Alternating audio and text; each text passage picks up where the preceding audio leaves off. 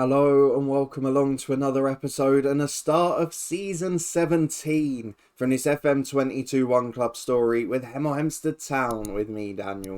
We're back for part 145 of the Tudor Times today. We've got transfer news to get through. We've had an incredibly frustrating summer. We've got some key injury news going into the first game, which I'm sure you can see on the screen now.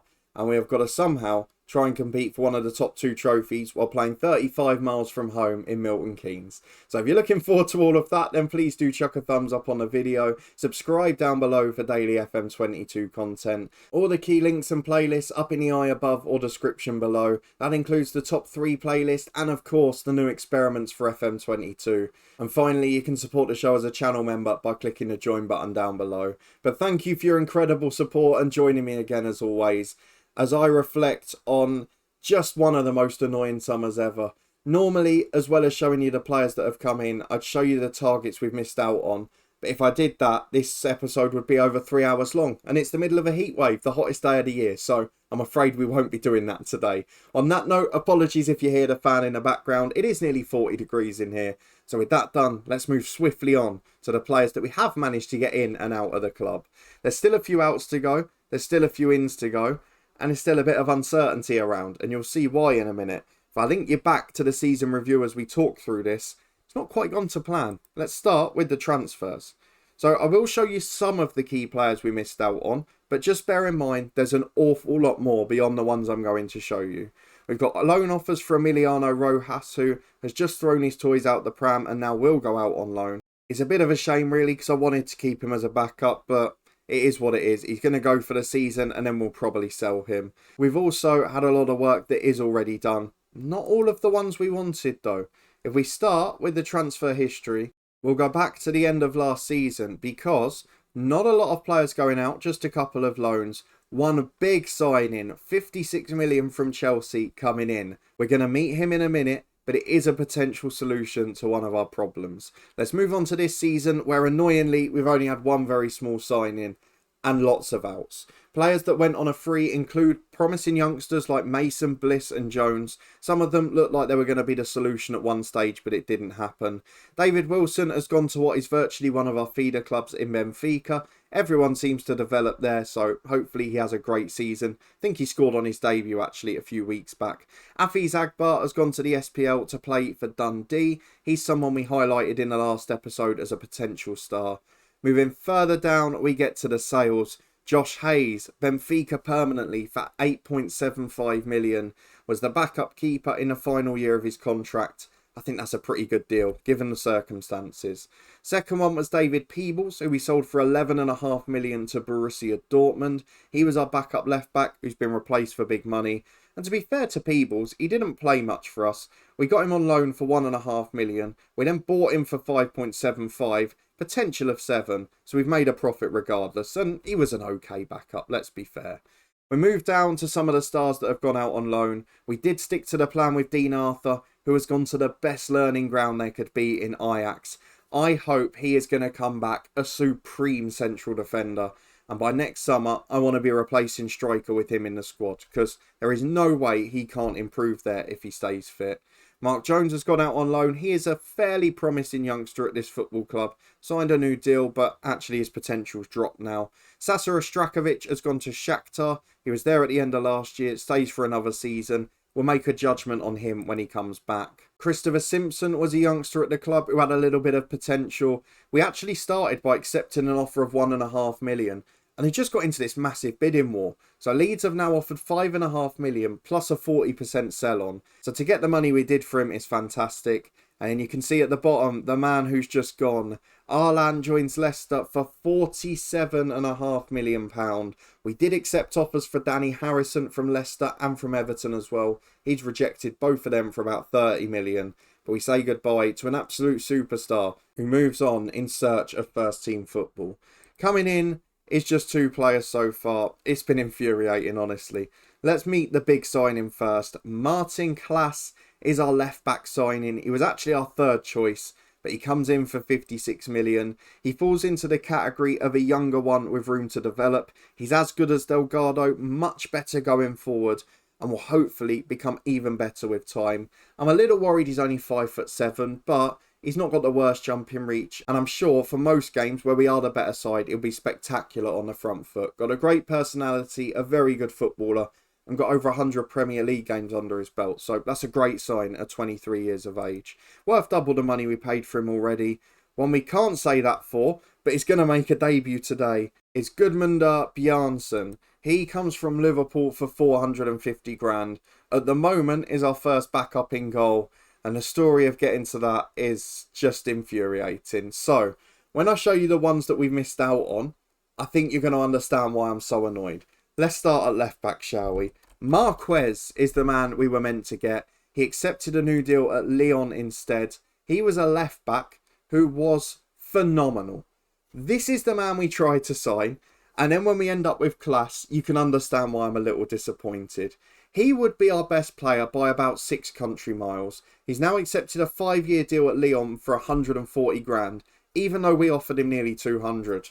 What more can I do? The other one we missed out on in goal, I can't even remember which club he went to in the end. I think it was Liverpool, the champions. So he's gone to be a domestic cup goalkeeper at Liverpool, this guy, Carlos Miguel. He was 14 million from Celtic. He's a 27-year-old Brazilian. And I wanted him to come in and really compete for John Moore's slot. I offered him to play in the Continental Games, so the Champions League, and he rejected it. So unfortunately, he's gone to Liverpool, and that's the problem with being that far behind them in the league. They just snap up your best players. I mean, they're 2 of about 30 players we missed out on. Liverpool nicked another one in Javier Massam. We offered him the role as our first choice number 10. He's gone to Liverpool to be probably a rotation player. Off the bench first game, he's magnificent. And we're stuck with Carlos Martin instead of that guy. It tells you why we're so far behind. And as long as Liverpool and United keep nicking our best targets, we're always going to end up behind them. Freytag, they've got as a right back. We tried to get him last year. He's ended up going to Liverpool for double the money. And Manchester City have a right back who I'm still trying to sign. But for some reason, the deal just didn't work out. And I can't really find a reason for it. Because the right back we tried to sign is John Mellon. Now, I looked at him as my replacement for Jose because he's slightly better in all areas and a bit more versatile. He's English, he's homegrown in the nation, he's played loads of games in the country, and if I could get him in for Danilo Jose, I'd probably be quite happy. Another 6'3" fullback, more of an aerial threat, but so far, again, just hasn't got over the line. It's been such a frustrating summer, and it's not just the ins. If you look at the outs as well, we're left with these players in the squad that we don't know if they're going to be here or not. We don't know what situation we're in. We still need another goalkeeper because Bjarnason's got to start today with Moore's injury, and I'm not confident at all. We've still got to make the decision with German Moreira. He's not signing a new deal. He's been wanted all summer, but no one's making a bid. And whether they'll wait until deadline day, because we've seen that before. We saw it with Ricker. We saw it with Mailton. Maybe that is the issue. Danny Harrison rejected moves out the club despite getting multiple offers. And him and Martin are very similar. There's a lot of mid-table clubs that want them, but they don't want to go to them. So every time they get an offer, they reject the contract. And it leaves us in a spot of bother.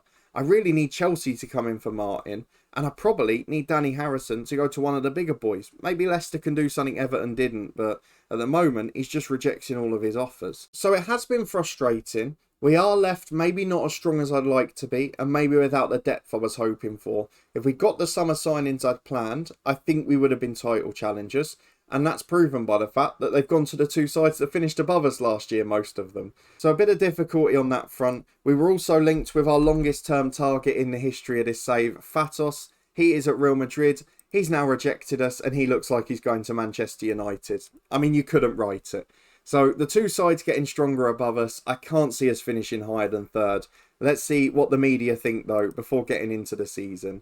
If we see the Premier League table and the stages, the media have us in 6th place, Liverpool top, Newcastle still in 2nd. Just ignore that. It was the same glitch as last year.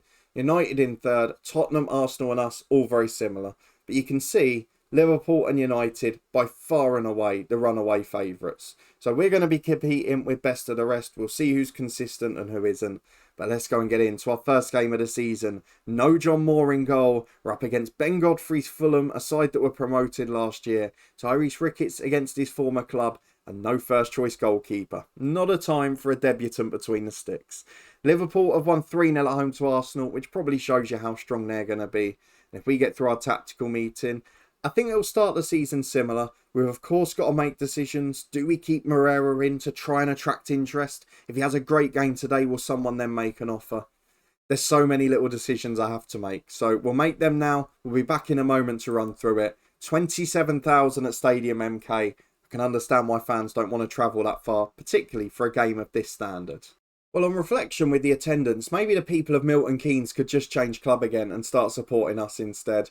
But let's have a look at our lineup for today, including some slight tactical tweaks. So we're not changing anything in terms of our tactic and our style. That's going to stay the same, as is our formation. However, I do want to change the roles of the strikers. They've switched sides. Wits Rubeck, the right footer or the two-footer, will play here and become a poacher. We've got Tyrese Ricketts in his preferred role of the advanced forward.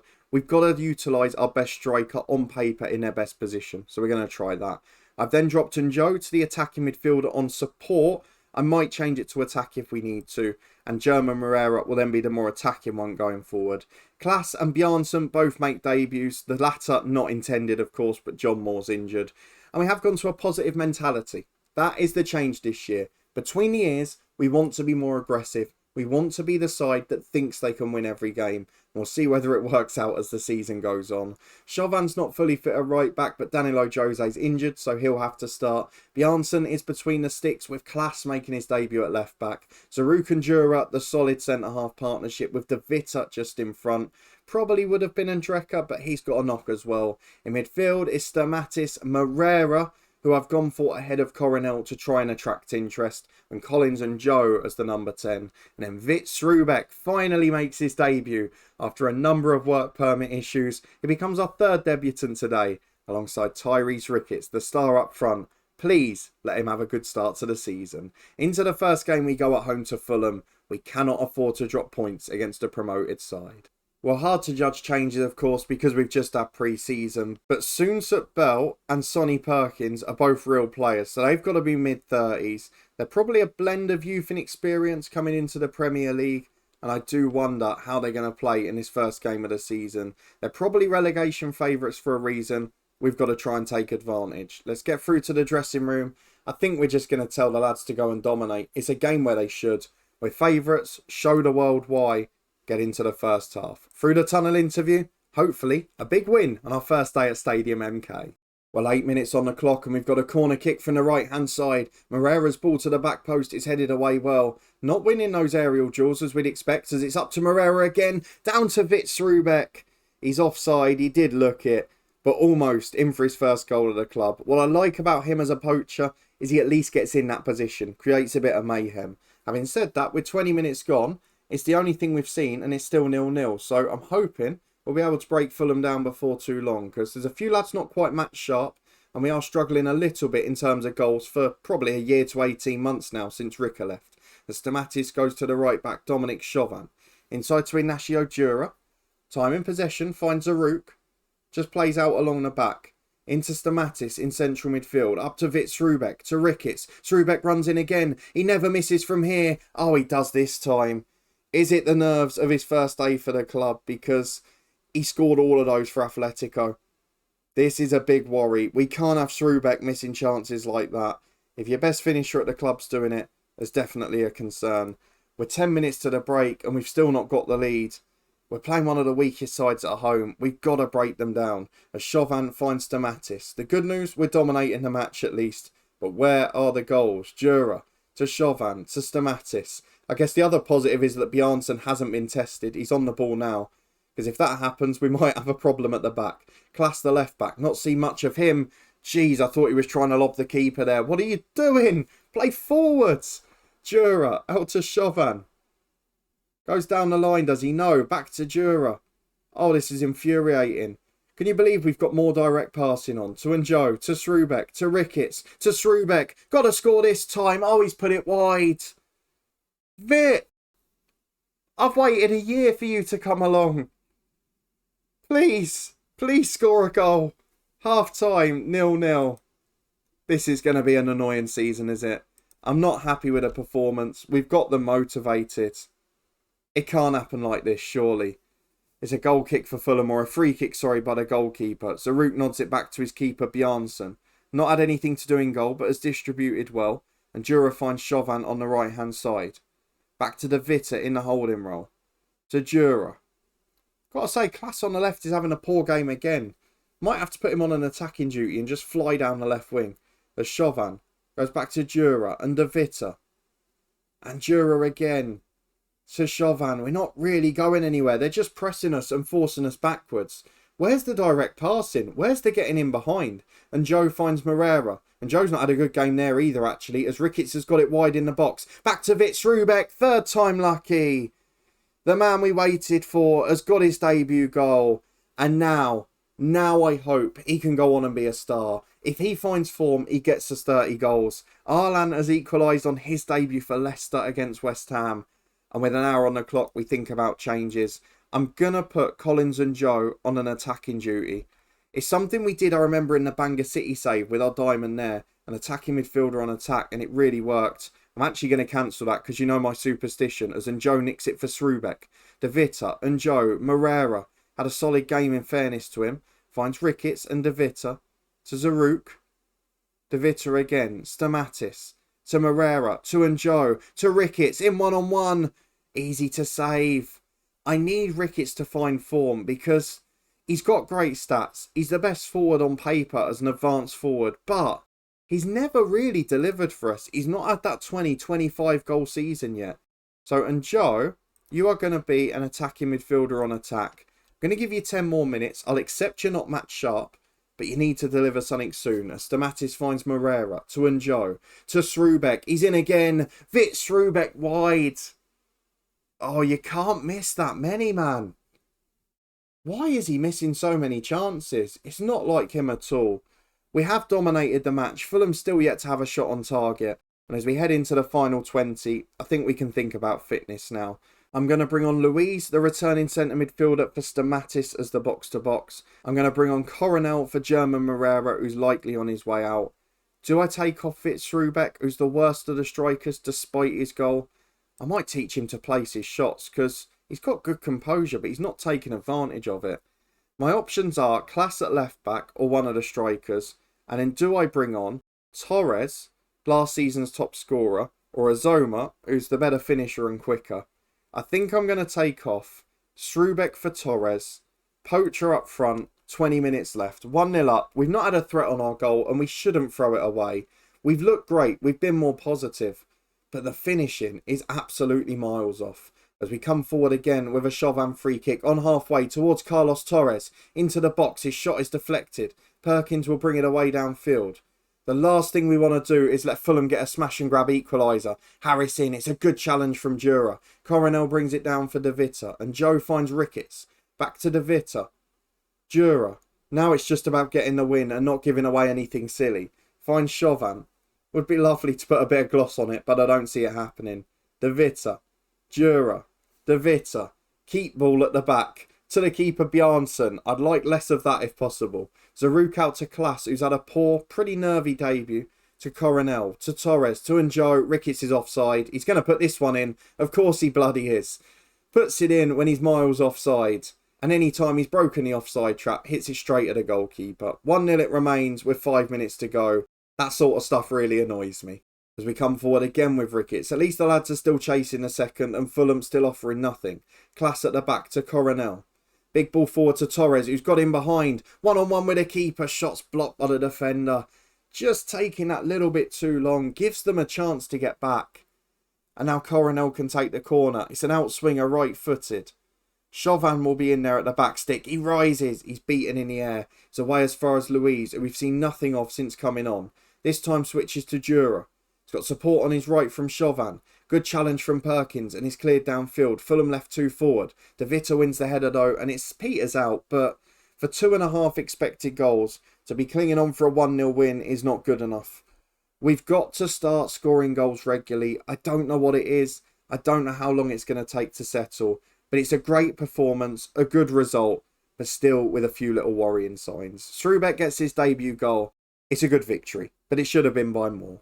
Well, a win and a clean sheet and a debut goal for our striker. It's not all bad really, is it? But I think it's going to be a very big end to the month because we need to do a lot of business to make this season count. And as a result, unlike the last couple of summers, we are going to come back for transfer deadline day. It's preceded by a trip to Arsenal, who are one of those sides always competing for the top 4 places, and according to the media, will be a side that we're going to be competing with between 3rd and 6th.